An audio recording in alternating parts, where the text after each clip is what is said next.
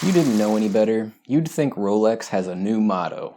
F you, we don't care. What's up, YouTube? I'm Guy, and I'm getting a little fed up with Rolex, and based on what I keep seeing and hearing from other people, over the last few months and even years, I'm far from alone on this. Hardly a day goes by where someone doesn't email me, make a comment on one of my videos, or post on the JustBlueFish Watch Club Facebook group, voicing their frustrations with the Rolex brand. Over the last couple of years, there's been an unprecedented demand for certain sports watches from Rolex.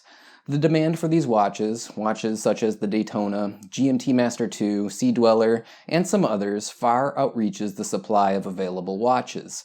Or so we're led to believe. Whether it's an organic or artificially architected supply shortage is largely up for debate, but I think we all know the answer to that. So what does it mean for people like you and me? Well, in a lot of cases it means that if you want one of these watches, you're shit out of luck. They're not available for purchase at authorized dealers. At least, not for us mere mortals. But believe me, they do have the watches. Perhaps, if you're lucky, you might walk into an AD from off the street and they'll happen to allow you to buy a watch that you're looking for. It does occasionally happen, but in reality, if you want one of these in-demand watches, you had better be willing to play the Rolex games. Yeah, okay, it sounds a little like the Hunger Games, and I almost wouldn't be surprised if in the future, Rolex decides to hold a lottery, allowing a handful of us common folks to face off in a battle royale for the privilege of fighting to the death and giving them $10,000 in exchange for one of their coveted watches. But in today's reality, the Rolex game has to do with your relationship and, more importantly, your buying power with authorized dealers in your area. Can you afford to bundle an expensive and generally undesirable watch with your purchase of something from the list of in-demand watches? Well, if so, you might be allowed to give them your money. For a while, we've been led to believe that ADs have a wait list, a list of interested persons hoping to have a watch they'd like to purchase offered to them for sale, sometime in the next 5 years in some cases. That's right, the legendary wait lists have been quoted as long as being 5 years in some regions and on some watch models. But that's all bullshit. Quoting a person a 5-year wait list is their polite, albeit condescending way of telling someone there's no chance you'll be getting the watch you want. You can be sure that unless you're a VIP, or if the demand for the watch that you want happens to be low, in most cases, there's no list. Sure, I talk to people that get watches like a standard Submariner after a 2 or 3 month wait. Try that with one of the new GMT Master 2 models or a Daytona. Odds are it's not happening if you're a first-time buyer with no sales history. But that's not where the lies end. There's no shortage of claims floating around the internet from people saying, "My AD told me blah blah blah." Again, it's all bullshit. The supply of supposed insider information that's been given out by ADs is never-ending, and it routinely conflicts with what the next AD is telling their customers. For example, some time ago I was talking to Clyde, who's another YouTuber and a friend. If you're not familiar with him, I'll drop a link in the description of this video to his channel. Now apparently the Watch Wrangler was told by his AD that Rolex had made a mandate that there are no more waitlists, and all inventory was to be put out in the display cases.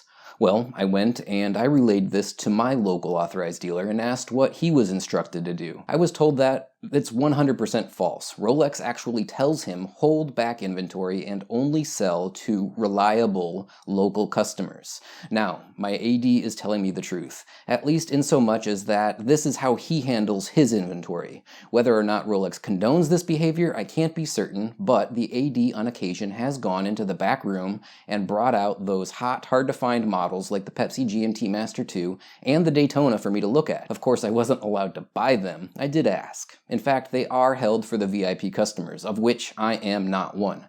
Like I said, they do have the watches. Maybe not a lot of them, but they're not for people like you or me. Now, at the beginning of this video, I said we're talking about some specific models in short supply, with the caveat of "so we are led to believe." I say that because there is no shortage of supply of these watches available to buy at high premiums above MSRP on the gray market. There's pictures floating around of gray market dealers with dozens of hot and in-demand watches sitting in their inventory. And as we already know, these watches are sitting in the safe at ADs waiting for customers willing to spend big money to be used as incentives and rewards to part the uber wealthy buyers from their money. Now, the Rolex apologists are going to come out and defend what's going on within the watch industry. And I'm sorry, it's indefensible. Look, I'm still a big fan of Rolex. Well, not the brand so much, but their watches anyway, and their handling of this situation is so unfriendly to consumers that you're being a fool if you try to defend it. Now, if they are incapable of meeting the demand, which frankly is debatable, because many people do believe that they're perfectly happy with the state of things, and that they find it desirable to their business model and their brand prestige. But if they are, in fact, unable to meet the demand, why are they completely silent on this issue? I've seen unprecedented demand in other industries over the years, and in every single case, manufacturers were very clear and transparent with their customers. They addressed the situation. They were open with how they're planning to work out the problems in the supply chain, and within a reasonable amount of time, they're able to get back to a normal level of product fulfillment. Rolex corporate has, to the best of my knowledge, said absolutely f*** all about the situation publicly. We're left with anecdotal and mostly misinformed information from random authorized dealers and internet rumors at best. So, what should we do? Well, for me, and it's sad to say because I am still a fan of the watches, but I'm not even concerning myself with buying their products right now. I have a one watch per year plan, and frankly, Rolex watches are currently off the list. I could buy the 36mm Datejust I want, it's available, but why should I? I also want a GMT Master 2 Pepsi, and there's no chance one of those are in my immediate future. I don't exactly feel great about rewarding Rolex with my money given the current state of affairs. What if you find yourself in a similar situation? Well, I suggest you buy something else. Get an Omega, get a Grand Seiko, a Breitling, or any number of other great Rolex alternatives from brands that aren't playing games with their customers. I mean, I'm not crazy about the never-ending stream of limited edition watches that come out of Omega, but you know what? At least they're being straightforward with the consumer on those things. You know when they're going to be released, in what quantity, and what the price is going to be. I know, you're gonna say, but I don't want one of those watches, I want a Rolex. Okay, well, you can't get one, so do what I did this year. Buy something else entirely. I'm putting my watch budget towards guitars presently. I suggest that maybe you branch out and find some new interests, or possibly rekindle some old ones.